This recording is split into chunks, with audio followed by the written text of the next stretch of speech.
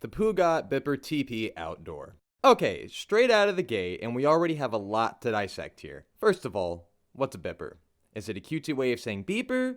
It's not cute. Sounds like an angry man yelling beeper, but being too angry to say it right. TP seems like the secretly dead 5 Teletubby, you know? The one that Dipsy pushed off a cliff to keep its job? Finally, why mention that it's outdoor? As opposed to what, an indoor car? So nobody can confuse this one from one of the many thousand indoor cars commercially available? Bipper TP Outdoor sounds like the name for a toy car for children. Actual children, you know, people who can't legally drive. Sadly, it's not a toy car, it's very real, and it's number 20 on our list. Number 19, the Ford Escort. Now we go from a car being named by a toy designer to one probably being named by a pimp.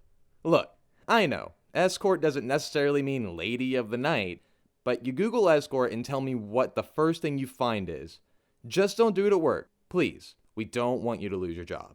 Whoever thought this was a good idea for a commercially sold family car should have been escorted out the building. See what I did there? Number 18, the Subaru Brat. Here's an idea, says the overly enthusiastic executive to the other. You know all those annoying children, yeah?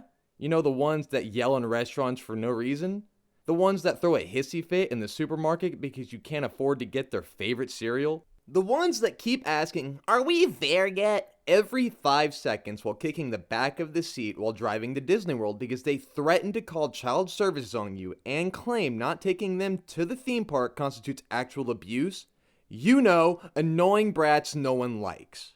Yeah, you mean your actual children? Says the chief of naming things. That's right, says the executive. Let's name a car after my kids. And so, the Subaru Brat was born, a bad car name for a bad car that should go to its room and think about what it's done. But before we continue the video, let's talk about your name and your identity and how you should keep it safe on the internet by using ExpressVPN. ExpressVPN hides your IP address and encrypts your data just with one simple click, so you can stay secure and stay anonymous online. Not only that, but it will also let you overcome censorship and content restrictions. So if your country can't access the latest episode of Real Housewives of New York, my favorite show, by the way, ExpressVPN will let you bypass that and watch all the episodes all day long. Unless they're not available online, I haven't checked. So click the link in the description and get ExpressVPN right now, and you'll also be supporting this channel so we can keep providing you with excellent content. Also, like and subscribe, cause, I don't know, cause we're cool, right? Right? Alright, back to the video. Number 17, the Studebaker Dictator. You might see the name of this mentioned sometimes when talking about bad car names.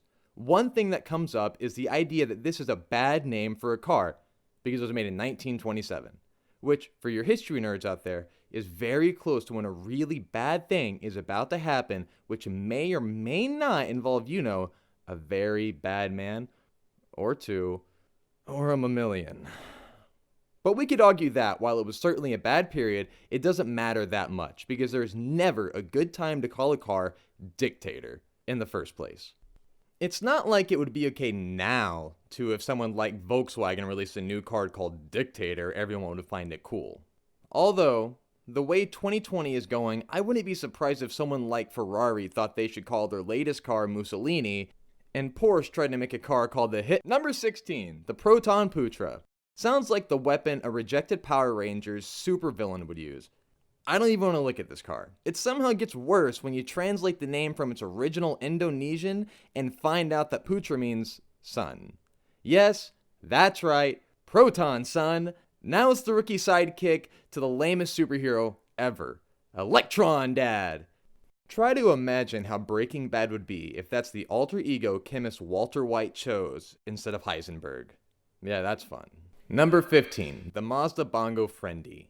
You can tell sometimes that a car manufacturer just knows that their car name is bad. I mean, this thing is named after a type of antelope called bongo. Clearly, someone realized that this was a bad name at some point though and decided to fix it by adding friendly to the name. Yes, because that was the issue. Bongo didn't sound friendly enough. What an absolute hero. I'm sure that decision made them a lot of friendies at the office. Also, fun fact, Bongo Friendy is what my wife calls my penis. Number 14. The Nissan Homie Superlong. What is it with Japanese camper vans and bad names? This honestly sounds like the brief for the design of the car. I want it homie and super long. Alright, boss, and what shall we call it? We'll figure it out later. Clearly they didn't though. This is like if a student accidentally sent their teacher their term paper but forgot to change the name from final version, final 147. Also, fun fact, homie super long is what my uncle calls my penis. Number 13. The Dodge Dart Swinger. Fun fact, this is what I call my uncle's penis. Very bad name, cool looking car though. Number 12. The Gaylord Gladiator. Look, it's important to remind ourselves that some of these names are not bad per se, but not very good for being the name of a car. This is a perfect example. If you were looking for a great name for a drag queen, then look no further than Gaylord Gladiator. But for a car, it just feels a little too silly. Imagine going to school and having this car pull up to pick you up. An odd-looking car, surely all the other school kids will ask, "Hey, what's that thing called?" You awkwardly look at them and say, Gaylord Gladiator. I'm not sure how they react, because I don't understand children at all, seeing as I never had a childhood. But I'm sure someone is going to go, weird name for a car. And no one will be sure why until one kid will ask, so, do you ride the Gaylord Gladiator to school every day? Number 11, Buick Lacrosse. So someone saw the success of the VW Golf and thought that the only reason that car was so successful is because it was named after a sport where you swing a stick to move a ball that very few people watch. So I guess Buick assumed that they would find even more success with another sport where you swing a stick, move a ball that even fewer people watch. But they were wrong. The Buick Lacrosse did not become the icon or the sales hit that the Golf was, but it does have a much stupider name. All in all, I guess you could say it was a swing and a miss. Number 10. The Ford Ka. You know how some people think OK is too long and just shorten it to K? Well, it seems that the brilliant minds at Ford decided to shorten karaoke, karate, karma. I don't even know what word it's supposed to be. Maybe they couldn't either, so they just went with Ka. Because if you can't make a decision, just settle on the literal worst option. Number 9. The Kia Pro _ CEE 'D. The Kia Pro _ CEE 'D. The Kia Pro _ CEE 'D.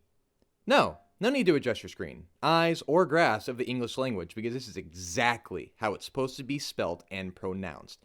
The Kia Pro _ CEE ', then a big fat D. Yes, that's the name that a paid marketing executive with friends and loving family decided to call a car, and they went back to their loving kids and spouse and suffered no consequences. The rest of us, however, have to live with this now.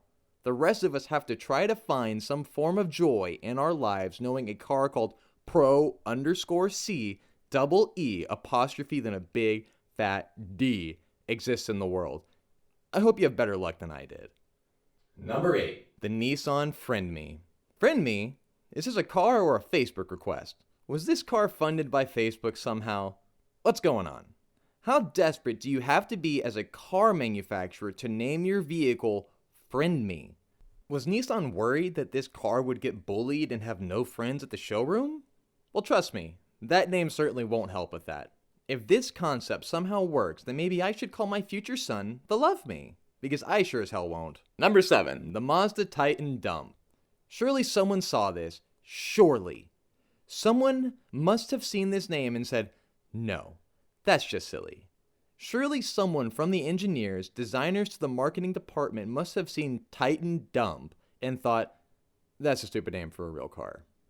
I'll tell you what I think. I think everyone involved knew. They knew Titan Dump was a stupid name and they went along with it, just to see if they could get away with it. Lo and behold, they did. Because all it takes for evil to win is for good men to do nothing. Shame on us, though, for letting them get away with it. We should all be ashamed. This is all our fault, and we all have to live with this shame. All of us. Number 6. The Chevrolet Celebrity. Question, have you heard of the Chevrolet Celebrity? No? No one has? So it is not a celebrity. The end. Number 5, the tarpon honker. Have you ever been worried you may not have the ability to honk in your car? Well, don't worry. The Tarpon Company has you covered. With a car tailored to suit your exact, unbelievably specific needs, now you can finally have the car of your honking dreams. Because I know what I look for when I search for an automobile. The ability to honk like a goose. Oh yeah, one big fat honking goose, ruining a picnic. That's how I want to feel when riding a car. Number 4. The GM EV1 Impact. Okay, in the grand scheme of things, this may not be one of the worst names at first glance, but it is once you realize the history of the EV1 Impact. The GM EV1 was one of the first ever mass-produced electric cars ever made, hence its initial name, the Electric Vehicle 1. Confident that they would have a hit on their hands though, General Motors decided to also give it the surname Impact. A bold name that ultimately backfired as the launch of the EV1 Impact was a massive failure. In fact, the failure of the GM EV1 was so great that many argue that it set back the push for electric cars by quite a few years, making it harder to convince other manufacturers to make their own. In that sense, however, the EV1 definitely left an impact. Number 3. The Ford Flex. You can tell this is a poor attempt at trying to connect to fellow kids. I can see it now. Some old man dad watching his daughter scrolling through in the Instagrams and her old pop sees her writing to her friends about Flex. Ho, the old man says, that must be what the young and hip youth are into now. Flex. What's next, huh? The Mitsubishi Us? The Toyota Same? The McLaren Mood? Are we going to base all future cars on teen lingo? Well, if that's the case, then to be honest, I'll BRB until they don't. TTYL. Number 2, the Renault Look Car. In case you don't know French, in which case, good on you. Sorry, French people. But in case that you don't, Le Car simply means the car. Yep, that's right. In 1975, Renault, in its infinite wisdom, decided to launch a vehicle, the car. Not a car or your car. No, the car. You know, just like the one or the God or the Keanu Reeves. Say what you will about all the other bad names, but at least they tried. Number 1. The Honda That's. That's a car called That's. That and That's may sound similar, but that's where you're wrong. You see, that and that's are not one and the same, as that is a pronoun and that's a car. So now that's been cleared up, that's all the car names that have the worst names. Click that like and subscribe button, please. Hey, that's all, folks.